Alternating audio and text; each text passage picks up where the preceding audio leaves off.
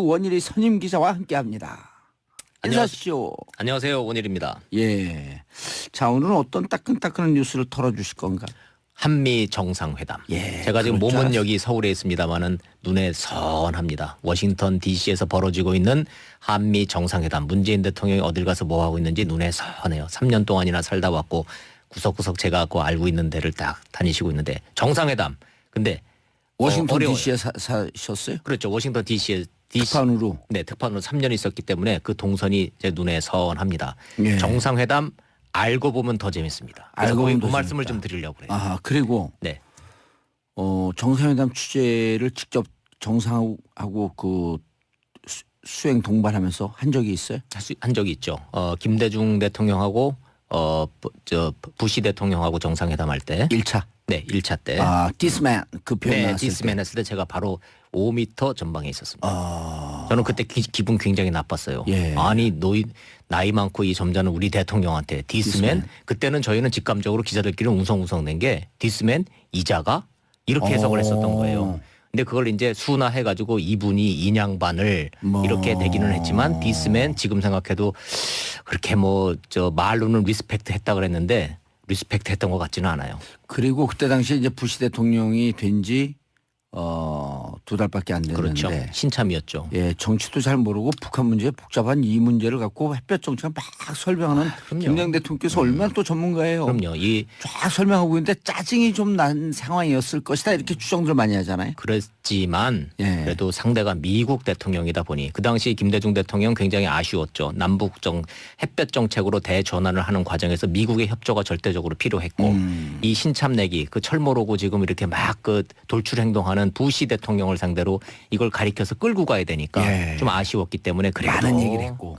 많은 얘기 나눴죠. 어허. 그래서 결국은 그때 그 남북 정상회담까지 이어지는 과정에서 정상회담이 그래서 그만큼 중요한 거예요. 예. 자, 오늘 오전에 상견례를 했어요. 만찬했어요. 만찬했고. 만찬했고요. 지금 시간이 이제 워싱턴이 낮밤이 이제 완전히 바뀌기 때문에 예. 우리 시간 요 시간이면은 저희가 지금 주무셔야 되려고 이제 그 숙소 가서 준비하실 시간이네. 예. 네, 만찬 다 끝났고요. 부통령하고 그 한국전 참전 기념비 공동 헌화도 마치고 밤에 했어요 이거를. 그리고 이제 숙소 가서 이제 주무셔야 될 시간인데 사실 잠 안 오죠. 이제 우리 시간으로 이제 오늘 새벽. 예. 오늘 이제 내일 새벽이죠. 오늘 밤 늦게 열리는 이제 정상회담 준비하시느라고. 진짜 이제 정상회담이죠. 그렇죠. 예. 지금까지는 상견례하고 만찬. 그렇죠. 만찬 시간이 한 35분 정도 좀 길어졌다. 이거 길어졌어요. 뭐 그래서 의미가 제가 있나요? 의미 있죠. 왜냐하면 지난번에 한 말씀 드렸는데 현안이 많잖아요. 예. 제일 중요한 거는 지금 문재인 대통령하고 트럼프 대통령하고 인간적 신뢰. 이 사람이 나의 협상 파트너, 비즈니스 파트너가 서로 되겠구나. 대화가 되네. 이런 이제 그 신뢰를 형성하는 게 가장 중요한 회담인데 어찌됐든 지금 분위기는 좀 좋아요. 그래서 제가 뭘 드셨나 해서 좀 이렇게 좀 물어봤더니 예. 메인 메뉴로 도버솔 구이라는 게 나왔어요. 아, 근데 이거 모르겠어요. 도버솔이 뭔지. 물고기래요. 일종의 도미의 일종이라는데 아세요? 도버솔 구이라는 거 드셔보셨습니까? 그거요? 네. 제가 뭘 먹고 사는 줄 아는 건 저 자신도 몰라요. 네. 근데 이게 굉장히 비싸고 오. 아주 고급 요리랍니다. 미국 사람들이 그 스테이크보다 훨씬 더 고급 요리로 준비하는 게 도버솔 구이라는 거고요. 그 전에 박근혜 전 대통령이 이정현 대표 왔을 때 내놓은 무슨 버섯 무지하게 비싼 버섯 있었잖아요. 무슨 그렇죠. 송로버섯인지. 네네. 어. 그게 이제 그런 웰빙 식품들이 좀 비싸죠. 예. 그러니까 미국도 이제 이렇게 고기보다는 이런 생선류, 버섯류 이제 이런 거에 대한 관심들이 높아지고 또 메인 메뉴로 나오는 게 또 비빔밥을 나왔어요. 그 우리를 다분히 이제 이제 배려를 좀 해준 거예요. 쌀은 물론 캘리포니아 쌀입니다. 그걸 이제 예. 황금이라고 이제 이름 지어지는 쌀인데 예. 어찌됐든 그 같은 이런 먹기 편한 음식으로 이제 했다는 것 자체가 공식 환영 인사 만찬 반응이 괜찮았다는 거예요. 예. 근데 이게요, 그거 아시죠? 그 대통령이 정상회담할 때 다 급이 있는 거. 국빈 방문, 예. 스테이트 비지트가 있고, 예. 공식 방문, 오피셜 비지트가 있고, 오피셜 워킹 비지트, 공식 실무 방문이 있고, 맨 마지막 단계가 실무 방문인데 사실은 문재인 대통령 이번 방문은 공식 실무 방문급이에요. 정말로 실무적으로 간 거지 뭔가 대접받으러 간 이 정상회담이 아니거든요. 그런데 이거 백악관 환영 만찬은 요거는 저 국빈 방문이나 그 밑에 그 공식 방문급에만 해주는 의전 절차예요. 좀 특이하죠. 예. 이게 뭐냐면 그만큼 예우를 좀 해준 거예요. 그다음에 숙소도 블레어 하우스라고 지금 백악관에서 한 옆에 있는 그런 숙소도 예. 원래 이렇게 실무 방문을 하면은 2박만 허용을 해요. 어허. 2박만 재워줘요. 예. 미국 정부가. 근데 이거 이번에 우리가 3박을 이제 받았거든요.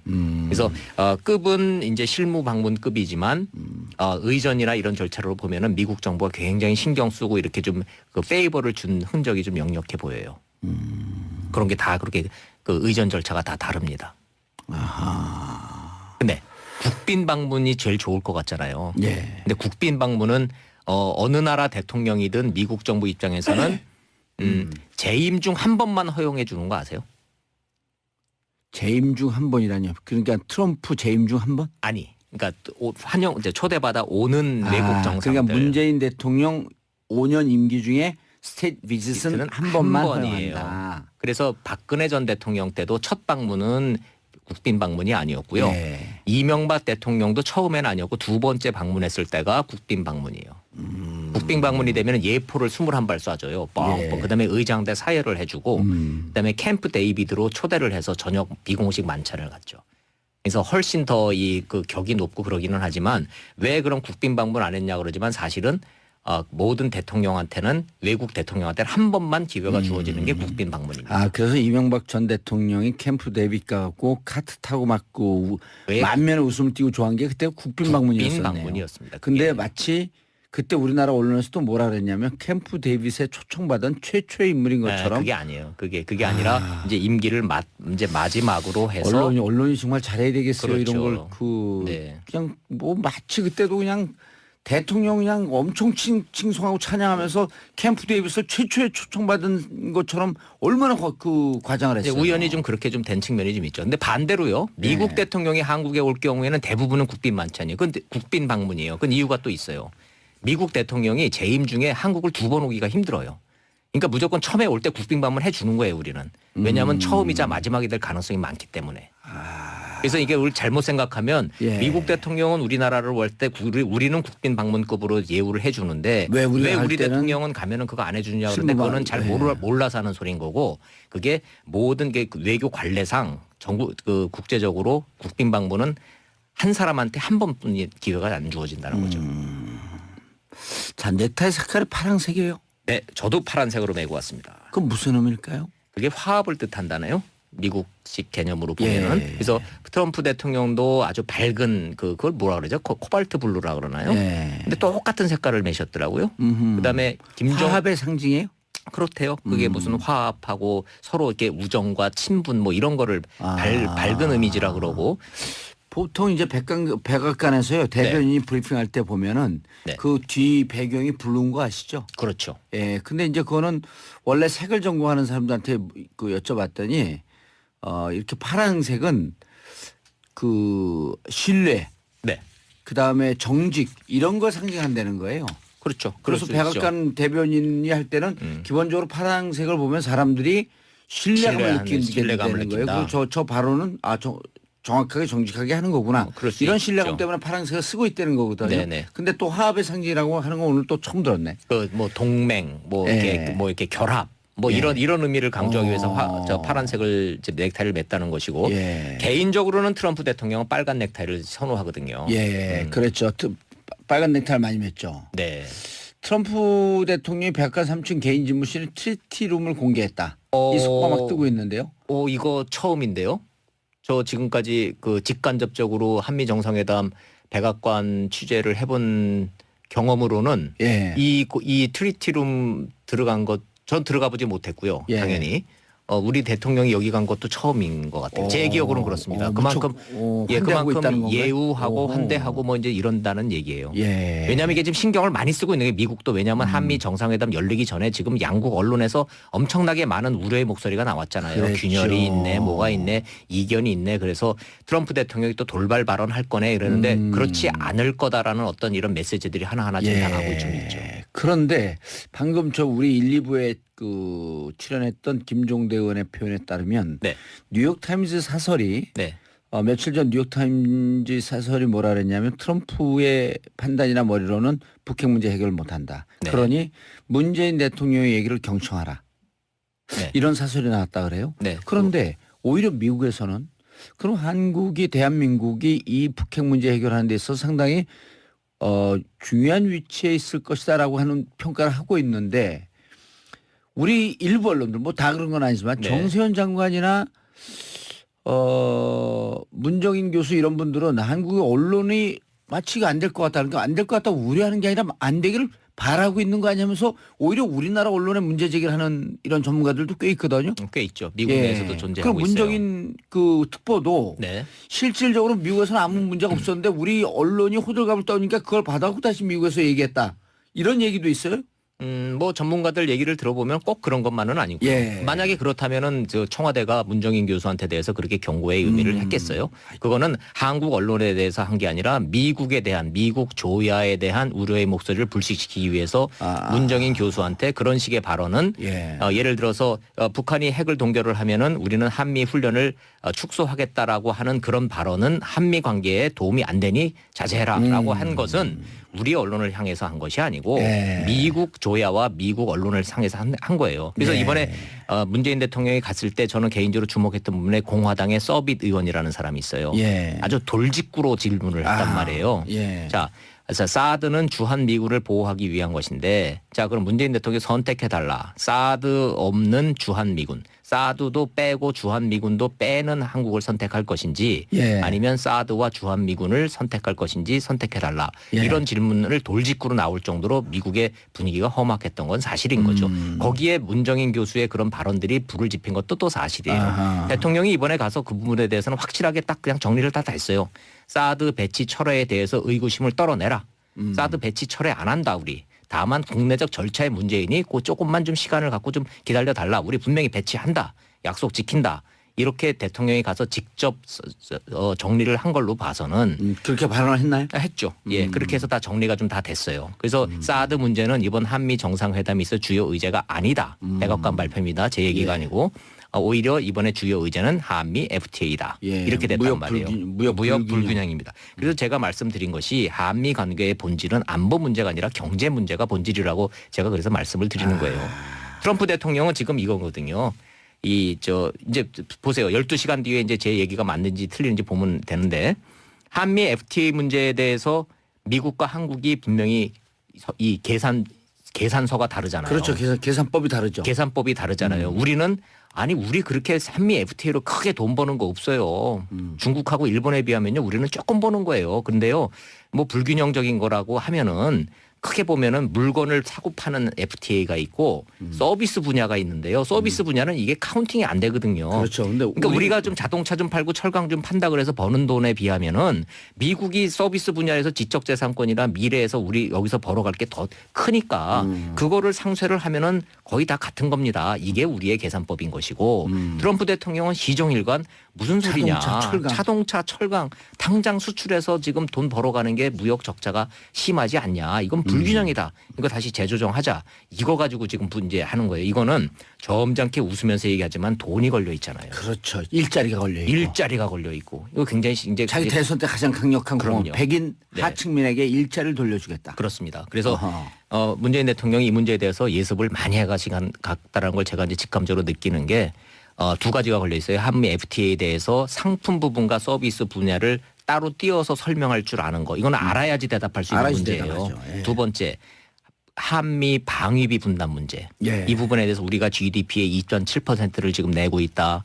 지금 저 평택 그 기지 건설하는데 지금 미군 기여도는 8%밖에 안 된다. 나머지 92% 전부 한국 정부가 돈 내고 있다. 자, 독일이나 일본에 비해서 우리가 방위비 분담 결코 적지 않다.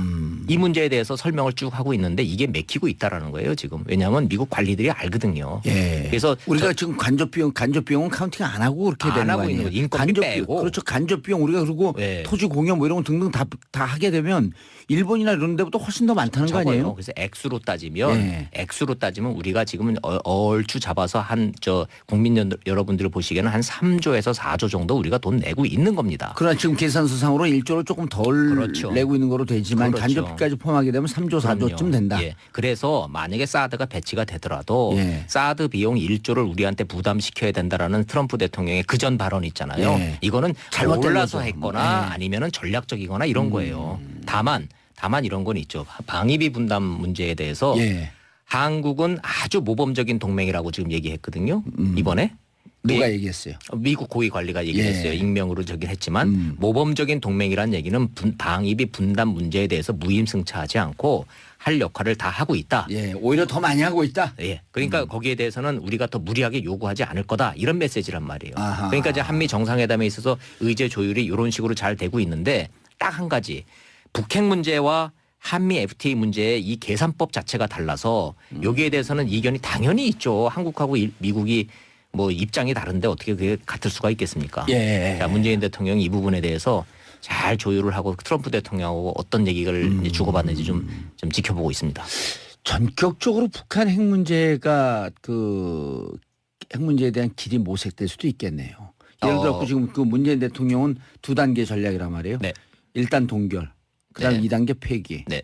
자, 미국에서는 아직 이 부분에 대해서는 북한 핵이 골치 아프다. 그런데 어떻게 접근하겠다라고 하는 방법은 현재 안 나오고 있잖아요. 그렇죠. 근데 그 부분에 대해서는 거기서 나온 건 maximum pressure and engagement. 그렇죠. 이 정도 원칙만 나와 있거든요. 원칙만 남아 있죠. 구체적인 단계로는 안 나와 있어요. 그렇습니다. 비슷한 듯하면서 원칙적으로 다른 게 있어요. 미국은 지금까지 북한 문제에 대해서 이전 정권의 그 전략이 실패했다고 보는데 예. 이전 정권의 그 전략이라는 것이 딴 게 아니에요. 리비아 모델이거든요. 예. 리비아 모델이 핵 프로그램을 폐기하고 대신 경제 지원을 받는 맞바꾸는 바터 형식이었단 말이에요. 예. 그런데 북한 입장에서는 이 문제에 대해서 불신을 하고 있는 것이 리비아가 그래서 경제적으로 돈은 좀 받아서 경제 상황을 좋아졌는데 카다피가 가더라는 거예요. 체제가 무너졌잖아요. 정권이 가더라는 거죠. 예. 그거를 극도로 무서워하고 있는 거래요. 그래서 북한은 핵과 포기 안 할 거라는 체제 거죠. 안전을 맞바꾸는 맞바꾸라는 거죠. 그래서 북미 평화 협정하고 정도로 맞바꾸지 않는 한 우리는 예. 못 믿는다. 이게 북한의 스탠스인데 이게 변하지 않는 이상 예. 이 북핵 문제가 동결하고 그다음에 대화를 통해서 그다음에 폐기로 가는 이 수순이 과연 되겠느냐 이론적으로는 되겠지만 그래서 지금 문재인 아니 근데 대통령은 중국의 시진핑도 네. 북한의 손을 들어주면서 평화협정과 핵 폐기 네. 핵 폐기를 동시 카드로 진행을 하자. 네. 그런데 오바마 때는 뭐라 그러냐 무슨 얘기냐 핵 폐기 먼저 하고 그렇죠. 그 다음에 논의하자 나머지 주제는 그렇습니다. 평화협정 입으로 꺼내지도 않았단 그렇죠. 말이에요. 북미 평화협정 문제는 한국 정부가 또 받기가 어려워요. 그건 문재인 정부도 받기가 굉장히 어려운 카드입니다. 그게 왜요? 간단한 문제가 아니에요. 기본적으로 지금 한국의 정전 체제는 미국과 유엔군과 북한군이 맺은 협정이에요. 예. 당사자인 한국군이 빠져 있습니다. 지금 한국이. 예. 그러니까 이 상태에서 북미 평화 협정이 맺어진다는 거는 전쟁의 당사자였던 한반도 문제의 당사자인 남한 정부가 소외되는 거예요. 우리 정부가 받기가 어려운 카드입니다. 기본적으로 북미 평화 협정이라는 거는. 근데 우리 측 조에서는 특히 진보 진영에서는 북미 평화협정 맺어라 이렇게 얘기하고 있잖아요. 그러나 그건 전제 조건이 있는 거죠. 이건 남북 간에 먼저 신뢰가 형성되고 남북 간에 지금 더 이상 전쟁을 하지 않겠다라는 어떤 이 평화 협정이 맺어지기 전에 남한을 뺀 북미 간의 직접 거래는 우리가 받기 어려운 거죠. 일테면 이제 남북한 군사적 불가침 조약이라든지. 그렇죠. 그게 동시에 같이 이루어져야만이 예. 그게 항구적 평화 협정인 것이지. 우리는 쏙 빼고 북미 간에 그래서 북한과 우리하고 대화가 완전히 이루어져서 된다. 상호 신뢰가 쌓인 다음에 그렇죠. 그때는 북미 간 평화협정 맺어라. 그렇습니다. 아하. 그래서 그게 이제 북미 평화 협정의 본질이 그것인 것인데 우리가 동의할 수 없는 북미 평화 협정을 미국이 해줄 수도 없는 문제인 것이고 예. 그 전제 조건은 또 주한미군 철수거든요. 그래서 이게 굉장히 복잡한 방정식이죠. 근데 이제 김정일 체제까지도 네. 주한미군 철수를 우리가 바라는 것은 아니다 이런 표현도 또 나왔었잖아요. 그렇죠. 그러나 그거는 김대중 대통령의 일방적인 주장이었을 뿐 김정일의 입을 통해서 그것이 확인된 바는 확인된 적은 없었다. 없습니다. 지금까지 북한이 보여온 그 스탠스는 명확하거든요. 주한미군 철수하고 그다음에 북미 평화협정 협정 맺고 그리고 나면 우리가 핵 폐기할. 안전이 보장됐다라고 확신이 들면 핵을 포기하겠다. 자, 그래서 어렵기 때문에 예. 이 문제에 대해서 전향적인 한미 간의 어떤 뚝 부러지는 하늘에서 뚝 떨어지는 해법이라는 건 없는 것인 거고 예. 문재인 대통령의 이제 이 설득 방법은 이겁니다. 그렇다고 목만 조른다고 해결 안 되지 않느냐. 인게이지먼트라고 하는 당신들 카드를 갖고 그렇습니다. 좀 유혹적인 무슨 그 안도 좀 당근도 좀 주자. 네. 예. 두 가지를 가지고 카드를 갔어요. 메시지가. 첫 번째는 당신도 햄버거 대화한다고 그러지 않았느냐. 예. 그러니까 내가 그거 한번 해보겠다는 거다. 이게 아하. 첫 번째 메시지고 거부하기가 좀 어렵죠. 예. 두 번째는 북한에 대해서 한미 관계는 전략적 경제 동반자 관계라는 거예요. 좀 말이 좀 어렵죠. 그 예. 얘기가 뭐냐면 북한 문 열리면 미국 기업들이 거기 투자해서 돈 벌 수 있어. 그러니까 반대만 하지 말아줘. 이런 뜻이에요. 우리도 했어요. 계속 그 주장을 했는데 네. 실질적으로 트럼프는 투자라든지 그럼요. 경제 문제에 대해서 엄청 민감하기 때문에 그렇습니다. 당신들이 북에 가갖고 어. 우리와 손잡고 돈 벌 수 있는 기회가 네. 많은데 저는 그걸 딱 들으면서 제 무릎을 탁 쳤어요. 문재인 대통령한테 누가 이거 건의했는지 기가 막힌 수 가져갔다. 트럼프 대통령이 솔깃할 수 있는 그런 화두를 가지고 간 거예요. 저희가 저하고 이리고 우리 팟캐스트 방송하는 사람은 2달 전서부터 얘기했어요. 트럼프 let's make money 그렇죠. in North Korea. 그렇죠. 우리 미국 예. 북한 가갖고 돈 벌자. 예. 그러니까 양수겹장이다. 북한 가서 돈도 벌 수 있고 그다음에 북한 문제 해결하면 너 지금 국내 문제 때문에 당신 어려운데 최고의 그거 대통령으로 최고의 대통령 성과 얻을 수 있다. 그런 거를 하기 위해서 정상회담이 중요한 게요. 그렇게 인간적 터치를 하고 어프로치를 해야 되는 거예요. 그러니까 지금 문재인 대통령이 가가지고 야 나도 당신도 고생만 했지 대선 때 나도 가짜 뉴스 때문에 고생했어. 고생 엄청 많이 했는데 당신도 가짜 뉴스 때문에 그러지 않느냐. 그러니까 트럼프가 언론도 이야기를 듣고 있길 바란다 그러면서 막 웃으면서 네. 야 우린 가짜 뉴스 동창생이야. 네. 어? 그래서요. 예. 지금 이제 헤어졌거든요. 이제 궁금한 게 이제 트럼프 대통령이 잠자리에 들기 전에 혹시 트위터에다가 프레지던트 문 is nice guy with a good time 뭐 이런 거 하나 좀 날려주면 분위기를 이게 좋았구나. 이런 거 이제 가늠할 수가 그리고 있는데 내일 정상회담 할 때 그렇게 되면 상당히 부드럽게 아주 부드러워지죠. 예. 네. 그런 아주 알겠습니다. 재미있는 깨알 재미가 정상회담 이 앞뒤에 곳곳에 박혀 있어요. 트럼프 트윗을 날릴까 안 날릴까? 이제 궁금해요. 좀 난리라고. 우리가 또 한번 살짝 내기를 해야죠. 원래 그 언론보다 트위터를 더 알고 자기 기사가 언론을 통해서 나오는 것보다 자기가 트위터로 먼저 날릴 직성이 풀리는 분 아니에요? 근데 저는 굳이 내기를 한다면 안 날린다의 한 표입니다. 왜냐하면 트럼프 대통령이 지금 극도로 자제하고 있어요. 왜냐하면 돌출 행동, 돌출 발언 안 하는 게 컨셉입니다. 악수하는 거 보세요. 아주 의례적으로 정상적인 악수하고 어깨 한번 톡톡하고 싹 가잖아요. 평상시 했던 그런 거친 행동들 그런 거친 돌발 행동이 일체 없습니다. 저희가 지금. 그것도 예측했거든요. 이 컨설팅, 어드바이저, 네. 이 보좌관들이 철저하게 행동을 조심하라. 그렇죠. 이렇게 얘기했어요. 의외로 말 잘 듣고 있는 거예요. 지금. 네. 그래서 아니, 그리고 전체적으로는 트럼프 대통령한테도 이제 예측 불가능성이 거의 없어지고 있어요. 그렇죠. 네. 그래서 뭐 이견이 없는 건 아니겠지만 예. 저 전체적으로는 낙관합니다. 알겠습니다. 인사하시고요. 그 원인이 반대로요. 미국 대통령이 한국에 올 경우에는 대부분은 국빈 만찬이에요. 그건 국빈 방문이에요. 그건 이유가 또 있어요. 미국 대통령이 재임 중에 한국을 2번 오기가 힘들어요. 그러니까 무조건 처음에 올 때 국빈 방문 해주는 거예요. 우리는. 왜냐하면 처음이자 마지막이 될 가능성이 많기 때문에. 그래서 이게 우리 잘못 생각하면 예. 미국 대통령은 우리나라를 올 때 우리는 국빈 방문급으로 예우를 해주는데 왜 우리가 갈 우리 때는 대통령은 가면은 그거 안 해주냐 그런데 실무방- 그거는 잘 예. 몰라서 하는 소리인 거고 그게 모든 게 외교 관례상 정부 국제적으로 국빈 방문은 한 사람한테 한 번뿐이 기회가 안 주어진다는 거죠. 자, 넥타이 색깔이 파란색이에요. 네, 저도 파란색으로 메고 왔습니다. 그건 무슨 의미일까요? 그게 화합을 뜻한다나요? 미국식 개념으로 보면은. 예. 그래서 트럼프 대통령도 아주 밝은 그걸 뭐라 그러죠? 코발트 블루라 그러나요? 예. 근데 똑같은 색깔을 매셨더라고요. 그다음에 화합의 상징이에요? 그렇대요. 그게 무슨 화합하고 서로 이렇게 우정과 친분 뭐 이런 거를 밝은 이미지라 그러고 보통 이제 백악관에서요 대변인이 브리핑할 때 보면은 네. 그 뒤 배경이 블루인 거 아시죠? 그렇죠. 예. 근데 이제 그거는 원래 색을 전공하는 사람들한테 그 여쭤봤더니 이렇게 파란색은 그 신뢰, 네. 그 다음에 정직 이런 걸 상징한다는 거예요.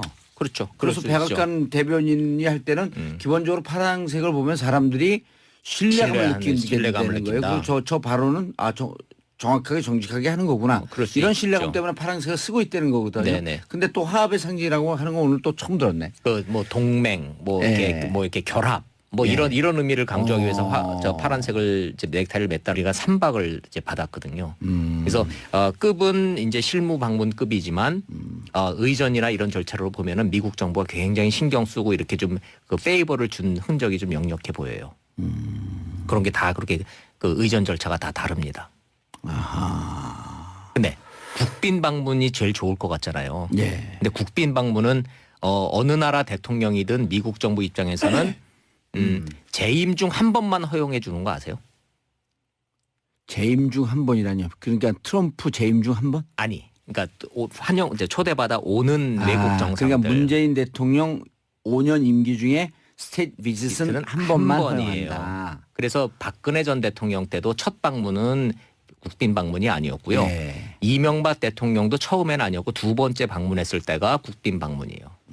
국빈 방문이 되면 예포를 21발 쏴줘요. 예. 그다음에 의장대 사회를 해주고 그다음에 캠프 데이비드로 초대를 해서 저녁 비공식 만찬을 갖죠.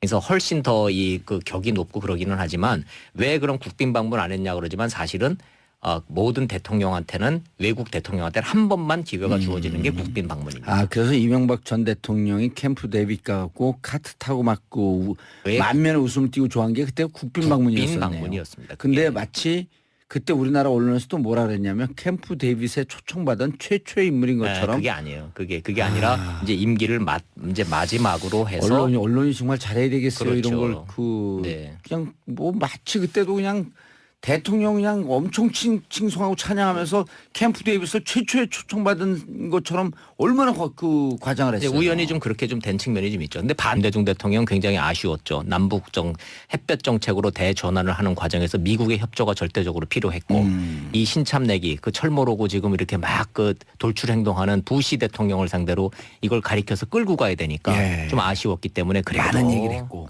많은 얘기 나눴죠.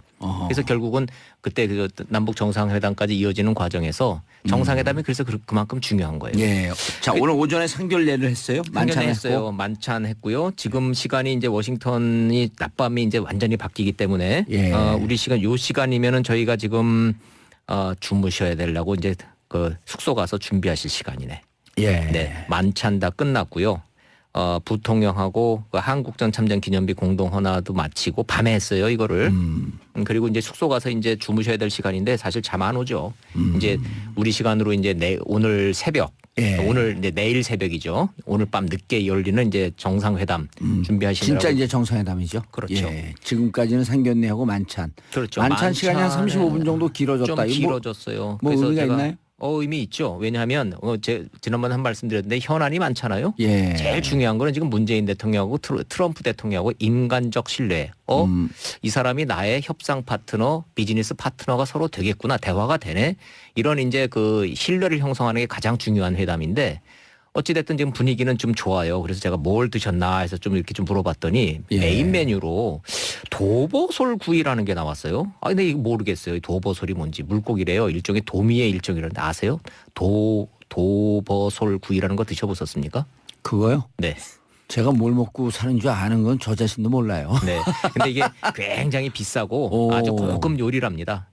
미국 사람들이 그 스테이크보다 훨씬 더 고급 요리로 준비하는 게 도버솔 구이라는 거고요. 그 전에 박근혜 전 대통령이 이정현 대표 왔을 때 내는 무슨 버섯 무지하게 비싼 버섯 있었잖아요. 무슨 그렇죠. 송로버섯인지. 네네. 어. 그게 이제 그런 웰빙 식품들이 좀 비싸죠. 예. 그러니까 미국도 이제 이렇게 고기보다는 이런 생선류, 버섯류 이제 이런 거에 대한 관심들이 높아지고 또 메인 메뉴로 나오는 게 또 비빔밥을 나왔어요. 그 우리를 다분히 이제 이제 배려를 좀 해준 거예요. 쌀은 물론 캘리포니아 쌀입니다. 그걸 이제 예.